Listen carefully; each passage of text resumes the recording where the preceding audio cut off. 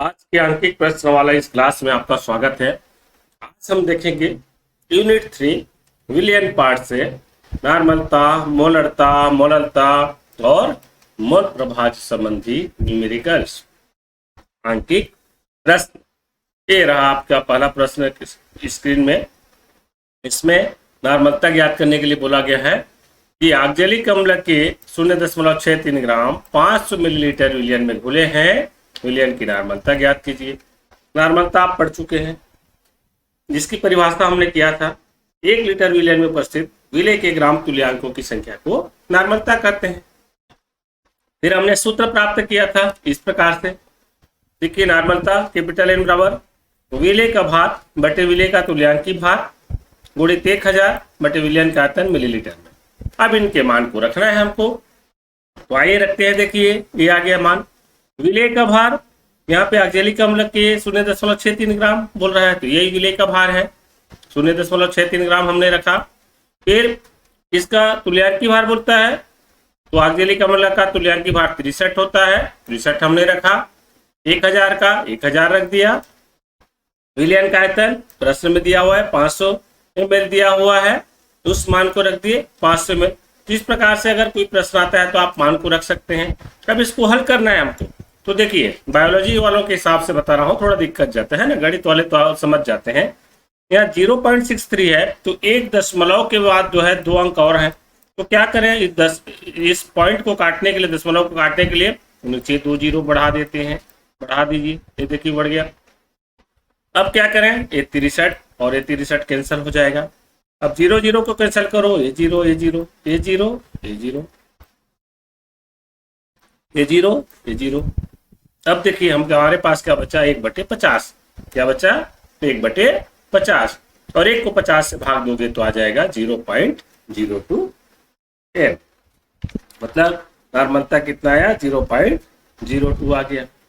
इस प्रकार से नॉर्मलता संबंधी अगर सवाल पूछे जाते हैं तो आप हल कर सकते हैं। कई बार क्या होता है, विलेय का भार ज्ञात करने के लिए देता है, तो विलेय का भार नॉर्मलता का मान भी दिया रहेगा वहां पे। प्रश्न 2 ग्राम NaOH को जल में घोलकर 100 क्यूबिक सेंटीमीटर का विलयन तैयार किया गया। विलयन की मोलरता ज्ञात कीजिए। अब मोलरता आ गया। मोलरता भी आप लोग पढ़ चुके हैं, इसके पहले हम पढ़े ना। इसमें ये द्रव्यमान आयतन संबंध बताता है, जिसमें बताया गया है कि 1 लीटर विलयन में उपस्थित विलेय के मोलों की संख्या को मोलरता कहते हैं। और इसका सूत्र होता है मोलरता, जिसको कैपिटल M से प्रदर्शित करते हैं, विलेय का भार बटे विलेय का अणु भार गुणित 1000 बटे विलियन का आयतन। अब यहाँ पे देखिए, हम नॉर्मलता पढ़े, तो नॉर्मलता में इस अणु भार की जगह वहां पे था, क्या था, तुल्यांकी भार था। यहाँ पे अणु भार रखना है। अणु भार कैसे ज्ञात करते हैं आपको पता है, पहले भी बताया जा चुका है, उसे फिर बता देता हूँ। ये NaOH है जैसे, तो आप इस सूत्र को लिख दीजिए NaOH। इसका अणु भार ज्ञात करना है। विलेय का भार तो आपको दे दिया 2 ग्राम, आप 2 रख दो यहाँ पे, ठीक है। विलियन का आयतन भी दे दिया है 100 रख दीजिए। अब विलेय का अणु भार कहाँ से प्राप्त करें, तो आपको याद होना चाहिए अणु भार जो है इसे यौगिकों का नहीं है, तो आप निकाल भी सकते हो। देखो कोई बात नहीं। सोडियम का परमाणु द्रव्यमान होता है 23, जोड़ दो। ऑक्सीजन का होता है 16, जोड़ दो। और हाइड्रोजन का 1, टोटल जोड़ोगे ये आ जाएगा 40। तो सोडियम हाइड्रोक्साइड का अणु भार कितना होगा, 40। उस मान को रखना है, और बाकी चीज का तो मान हमको पता चल गया है, तो इस प्रकार से हम मान को रख सकते हैं। देखिए, तो विलेय का भार ये 2 ग्राम का 2 ग्राम हमने रखा।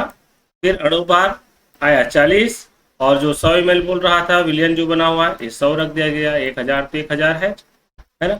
अब इसको हम हल करें, हल करेंगे तो क्या होगा, देखिए 100 का 1 0 काट दो, इसका 1 0, इसका 1 0, इसका 1 0।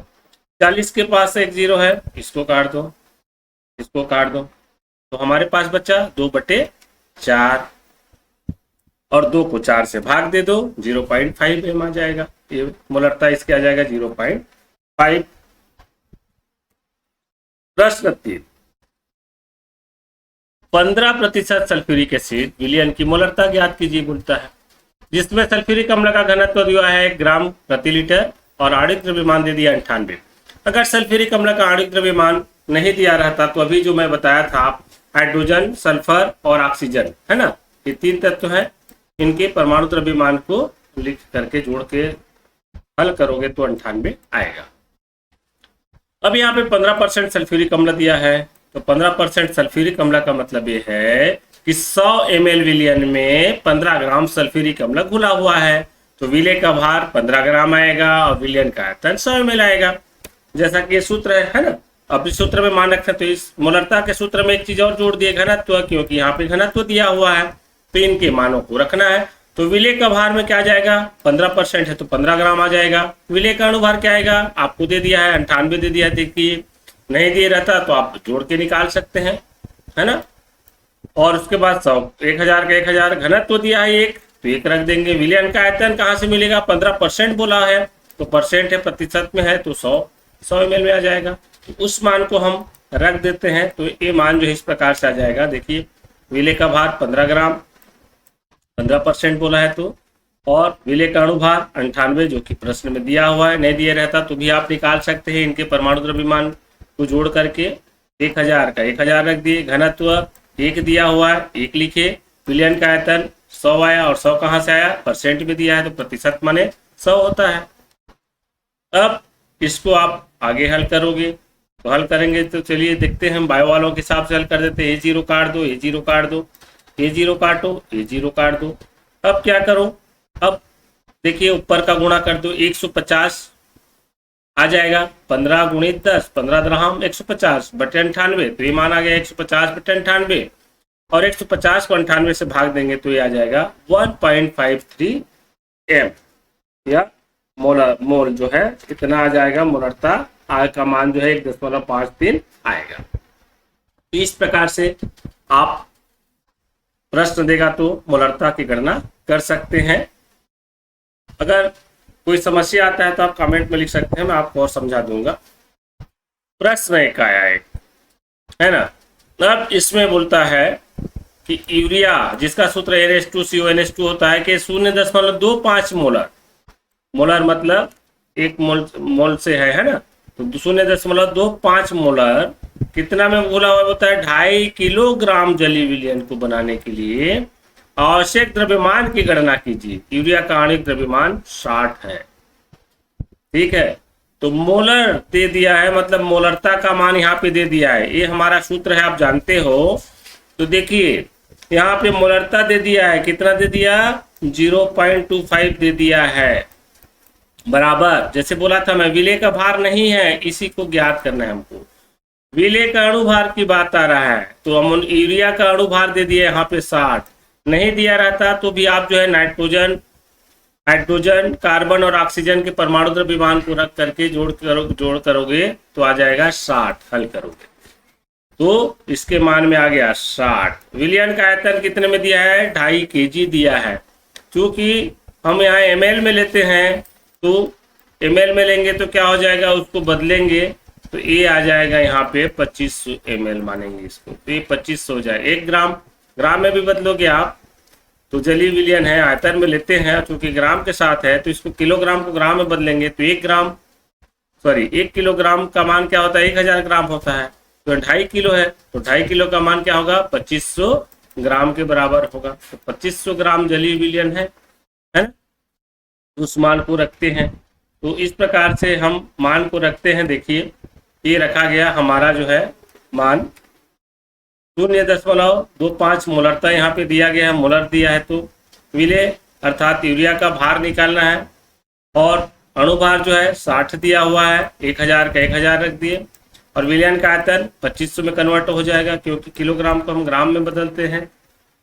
अब फिर क्या करना है, हमको इसको निकालना है, तो इसको हम यहाँ पे ले आए 0.25 की जगह में, और 0.25 को हम किसके जगह में ले जाते हैं, अच्छा 0.25 ये जो मोलर का मान है उसको वहां पे नहीं लेना है, हमको ले जाना है कोई बात, ये इधर आ जाता है, तो इधर आएगा तो ये क्या है 0.25, 60 और 2500 ये ऊपर चला जाएगा, और नीचे में जो है 1000 आ जाएगा, क्योंकि विलय का भार गुणित 1000 है, तो विलय का भार गुणित 1000 का मान ऐसा तिर्यक गुणा करेंगे तो इसके मान के बराबर आ गया, है ना। यहाँ पे आप थोड़ा ध्यान दें, ये कामा टाइप के लग रहा है, कामा हो गया है, ये दशमलव में होगा 0.25, ठीक है। तो 0.25 दो 5 गुणित 7 गुणित 2500 बटे 1000 आएगा, और हल करोगे आप इसको तो 37.5 ग्राम आएगा। ठीक है, हल कैसे करोगे, इसको काट दो, इसको काट दो, इस जीरो काट दो, इस जीरो को काट दो, इस जीरो को काट दो, इस जीरो को काट दो। अब यहाँ पे क्या हुआ, 0.25 आ रहा है, तो यहाँ पे 2 जीरो और आ जाएगा ना, यहाँ पे 2 जीरो और आ जाए रहेगा, तो समझ लो नीचे में क्या है, 100 बचेगा। नीचे में क्या बचेगा, 100 बचेगा, 2 जीरो कर दोगे तो, और ए है 25, 6 और 25 का गुणा करोगे और उसको 100 से भाग दे दो तो आ जाएगा 37.5 ग्राम। उसको हल करेंगे तो अब एक प्रश्न है मोललता से संबंधित। 18 ग्राम ग्लूकोज जिसका अणुभार 180 है, 500 ग्राम जल में घुला है, विलयन की मोललता ज्ञात कीजिए। अणुभार आपको हर बार नहीं देता है, प्रश्न में नहीं देगा तो आप क्या करोगे, ग्लूकोज का सूत्र होता है C6H12O6, है ना। तो इनका परमाणु द्रव्यमान कार्बन का 12, हाइड्रोजन का 1, ऑक्सीजन का 16 होता है। मान रखिए कार्बन वाले को 6 से गुणा कर दो, 12 गुणित 6 धन 1 गुणित 12 धन 16 गुणित 6, इस प्रकार से हल करोगे तो 180 ग्राम आता है ना। तो मोललता का सूत्र क्या होता है, कि मोललता बराबर विलेय का भार बटे विलेय का अणुभार गुणित 1000 बटे विलायक का भार। यहाँ विलायक का भार आ गया। मोललता में क्या होता था, विलयन का आयतन रहता था, लेकिन मोललता में क्या होता है, विलायक का भार होता है। तो इसकी परिभाषा भी वही चीज है, थोड़ा सा अंतर ये है, मोललता और मोललता में इसमें किलोग्राम में लिया जाता है या ग्राम में बोल सकते हो। तो 1 किलोग्राम या 1000 ग्राम विलायक में उपस्थित विलेय के मोलों की संख्या को मोललता कहते हैं, और उसी के आधार पर एक फार्मूला प्राप्त हुआ है।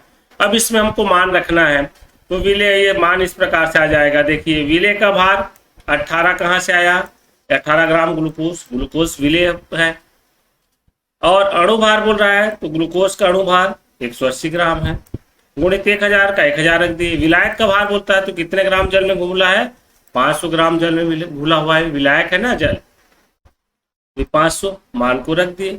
अब इसको आप आगे हल करोगे तो क्या हो जाएगा, देखो इस जीरो काट दो, इस जीरो काट दो, 18 कैंसिल हो जाएगा, फिर इस जीरो को काटो, इस जीरो काटो, इस जीरो, तो हमारे पास बचा क्या, 1/5, जिसको हल करेंगे तो आ जाएगा 0.2।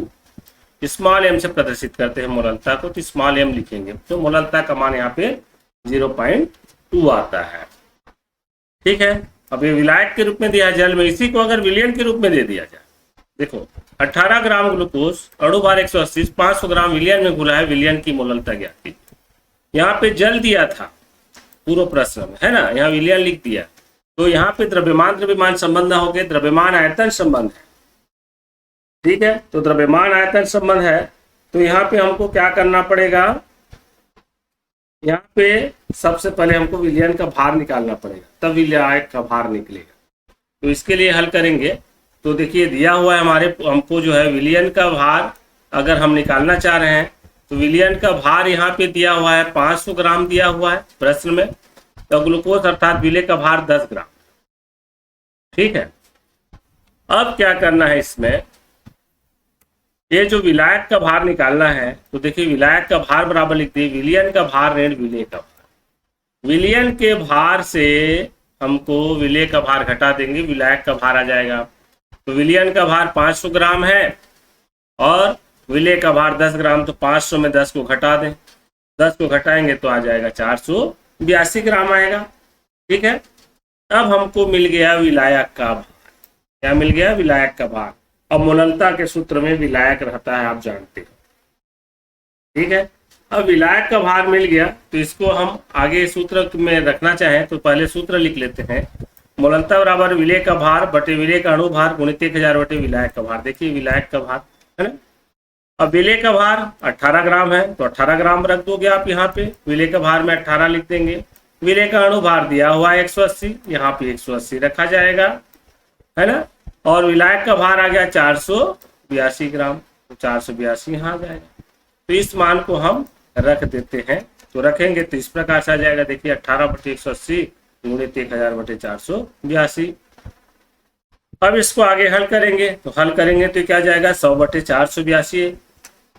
इसको ऐसा कर दिया है, ये 0 0 काट दिए, पर 18 18 को काट दिए, तो क्या गया 100/482, 100 को 482 से भाग दोगे 0.2 मोल आएगा, 20 मोल आएगा, मोलल आएगा, है। तो इसकी मोललता क्या आएगी 0.20। अब एक प्रश्न है और, सोडियम नाइट्रेट के 1 मोल विलयन की मोललता ज्ञात कीजिए। विलयन का घनत्व 1.25 ग्राम प्रति क्यूबिक सेंटीमीटर है। अब इस टाइप के प्रश्न दे दिए, थोड़ा अलग हट के है, मोललता ही ज्ञात करना है हमको, विलयन का घनत्व दिया हुआ है ना। तो इसको हमको हल करना है, थोड़ा आपको समझना होगा, समझने के बाद ये जो है सवाल आपको सरल लगने लगे। तो देखिए हल करते हैं इसको। 1 मोल सोडियम नाइट्रेट दिया है जिसका सूत्र Na3 होता है विलयन में। 1 मोल सोडियम नाइट्रेट 1000 घन क्यूबिक सेंटीमीटर में उपस्थित रहता है। 1 मोल विलयन बोलता है ना सोडियम नाइट्रेट का, 1 मोल सोडियम नाइट्रेट में क्या है 1000 क्यूबिक सेंटीमीटर में उपस्थित है वो। अब विलयन का द्रव्यमान निकालना है हमको। इसमें पहले विलयन का द्रव्यमान निकालने के बाद विलायक का द्रव्यमान निकालना है हमको। न तो विलयन का द्रव्यमान दिया है, न विलायक का द्रव्यमान दिया है। इस टाइप का प्रश्न आता है तो पहले विलयन का द्रव्यमान निकालो। तो द्रव्यमान बराबर होता है घनत्व गुणित आयतन। तो देखिए हमको घनत्व दे दिया है 1.25 और आयतन कितना आ जाएगा 1000। तो 1000 गुणित 1.25, ये थोड़ा उल्टा हो गया है ना। ये आयतन जो है 1000 है और ये 1.25 घनत्व है। थोड़ा लिखने में मिस्टेक हो गया आगे पीछे, आप लोग उसको घनत्व को 1000 मत समझिए, घनत्व को समझिए 1.25 और आयतन को समझिए 1000। अब इसको हल करेंगे तो 1250 ग्राम आता है। ठीक है, विलयन का द्रव्यमान मिल गया। अब हमको निकालना है विलायक का द्रव्यमान।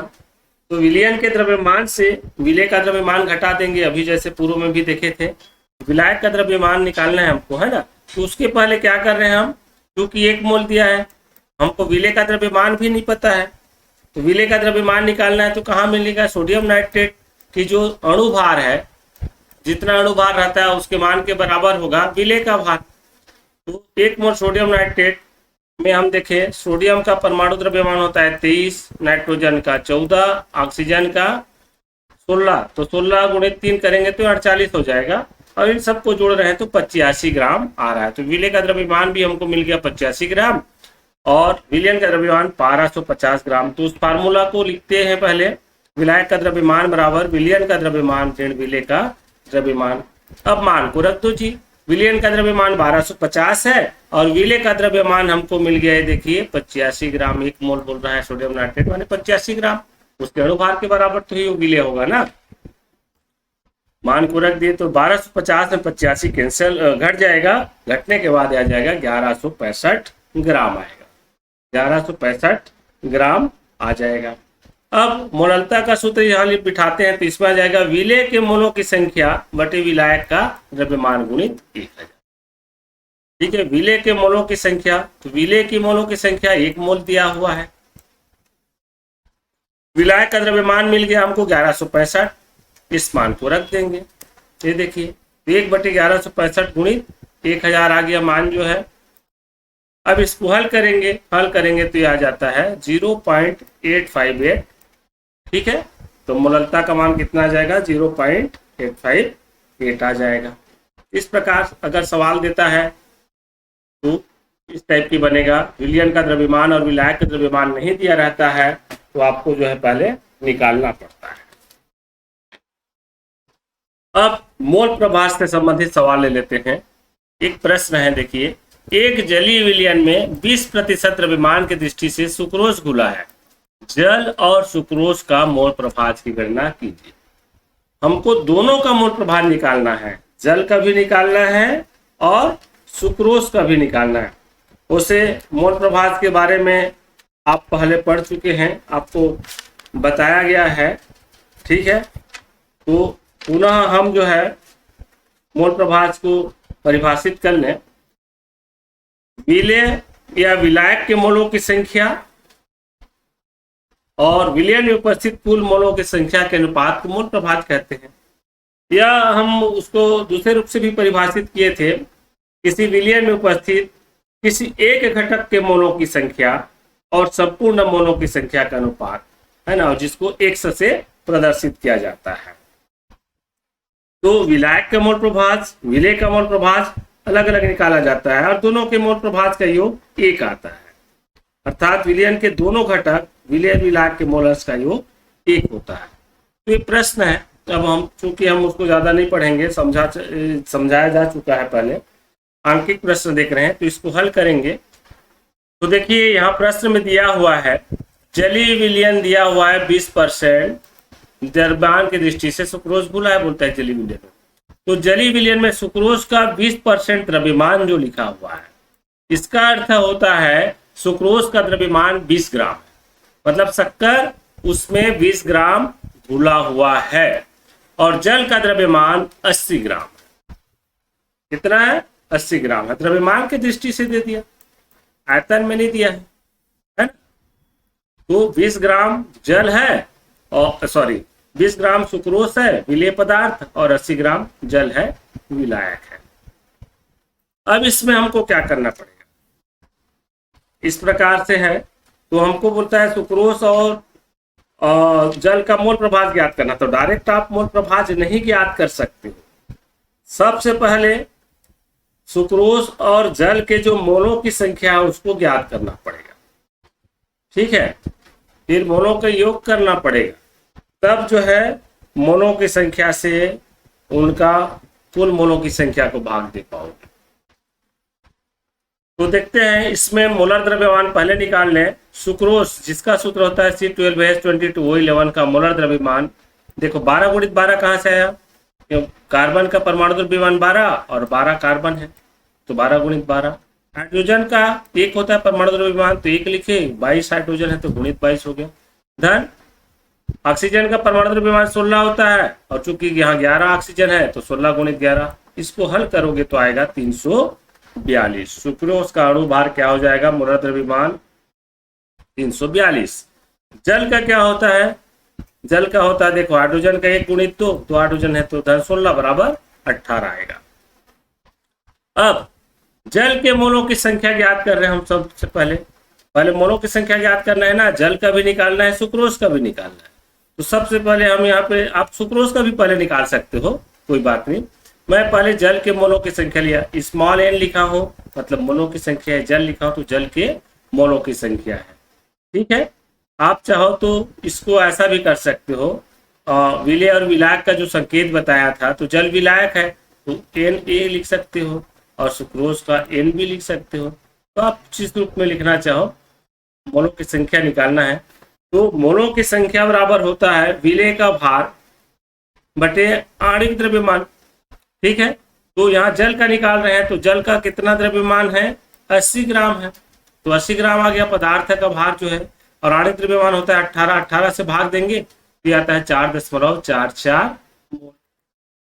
अब हमको निकालना है सुक्रोज का, तो सुक्रोज के मोलों की संख्या निकाल लें। तो एन सुक्रोज लिखा हो, है ना, आप चाहो तो एन भी कर सकते हो संकेत के रूप में, बराबर। इसमें सुक्रोज का द्रव्यमान है 20 ग्राम, तो 20 ग्राम को हम यहाँ पे रख दिए। अब उसके बाद अणु भार रखना है, या मोलर द्रव्यमान जिसको बोलते हैं 342 है, तो 342 को हम रख देते हैं, तो 20 बटे 342 आ गया। 20 को 342 से भाग देते हैं, हल करते हैं तो आता है 0.59 मोल। तो इस प्रकार से देखिए हमको जल के मोलों की संख्या भी निकल गया और सुक्रोज के मोलों की संख्या भी प्राप्त हो गया।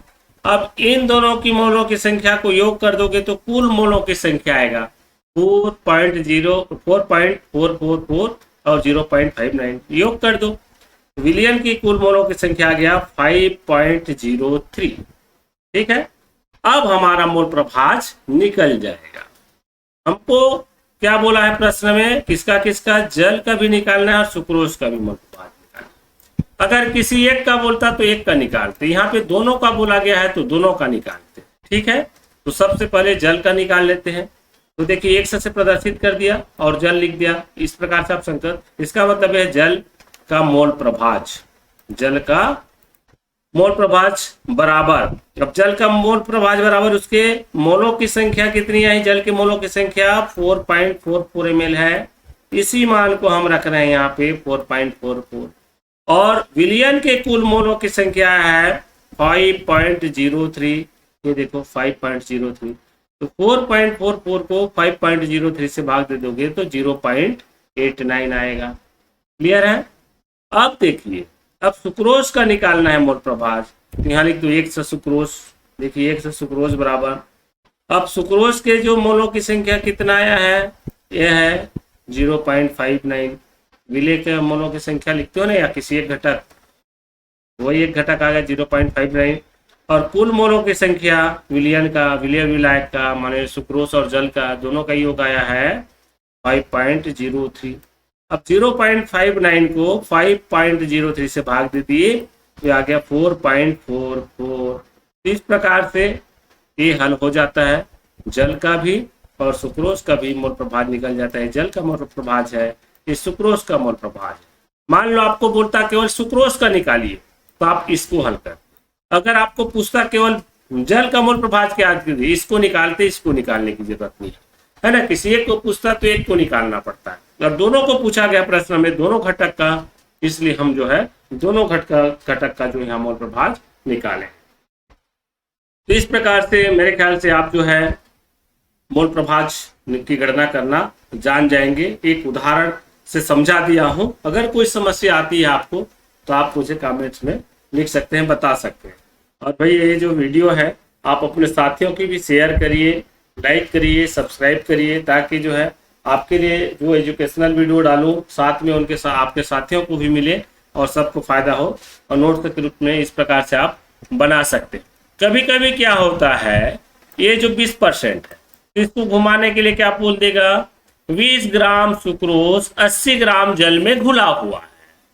जल और सुक्रोज का मोल प्रभाज ज्ञात कीजिए, या सुक्रोज का मोल प्रभाज ज्ञात कीजिए, या जल का मोल प्रभाज ज्ञात कीजिए, ऐसा तो घूमने वाली बात नहीं है। हम जो यहाँ 20% का अर्थ अलग अलग लिखे ना, सुक्रोज का द्रव्यमान 20 ग्राम, जल का द्रव्यमान 80 ग्राम, इसको कभी कभी अलग करके दे देता है, आपको डायरेक्ट दे देता है, तो डायरेक्ट देगा तो इन चीजों को लिखना नहीं पड़ेगा, आपको सीधा द्रव्यमान निकल जाता है आपका, तो सीधा सीधा मोलों की संख्या निकाल सकते हो आप, है ना।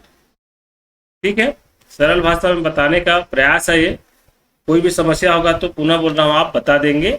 और आप सभी को धन्यवाद। Thanks for watching, best of luck.